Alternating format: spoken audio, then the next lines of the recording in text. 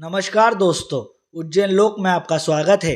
तो दोस्तों, लंकाधिपति रावण को बुराई का प्रतीक माना जाता है। लंकेश्वर ने छल और बल से माता सीता का अपहरण कर लिया था।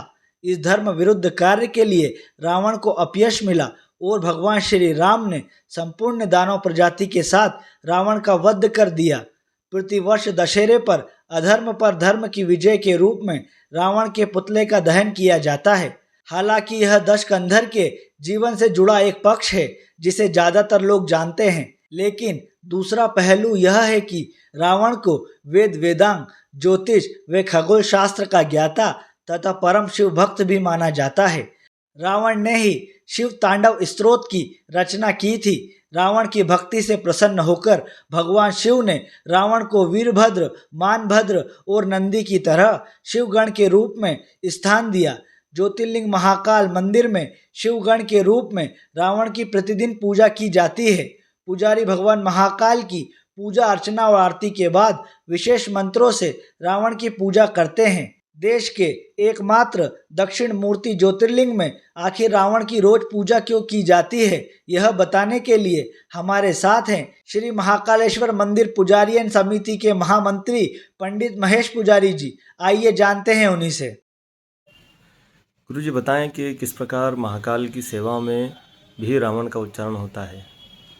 रावण एक बहुत बड़ा विद्वान और महान व्यक्ति थे। लंका के राजा थे और शिव भक्त थे।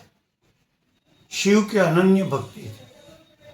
वक्त आने पे उन्होंने भगवान शिव के समक्ष अपने सर भी अर्पण कर दिए, इसलिए उन्हें दशानंद कहा गया है।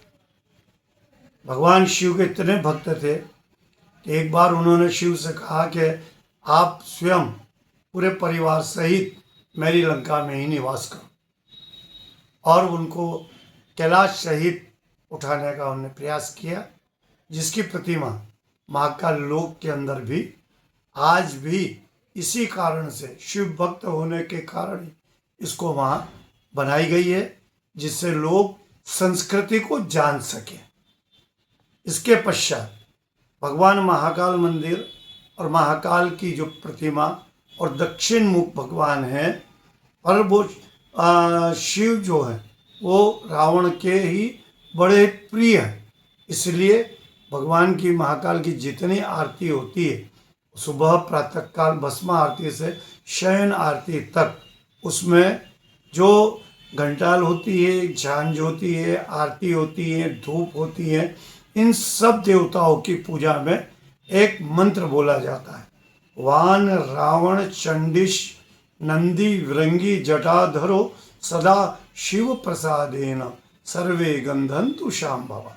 भगवान के समक्ष इन गणों का नाम लिया जाता है, और भगवान शिव ने भी ये कहा कि इन गण का यदि नाम आप लोगे तो मैं अति प्रसन्न होऊंगा, मनवांछित फल दूंगा, और मैं इन गण को बिल्कुल हृदय से मानता हूँ। इसीलिए नंदी भगवान के समक्ष है। रावण और अन्य गण भी उनकी पूजा में उनका नाम लिया जाता है। भगवान शिव के अनन्य भक्त जितने भी हुए वो आज भी भगवान शिव के आसपास विराजित है और उनकी पूजा आज भी होती है।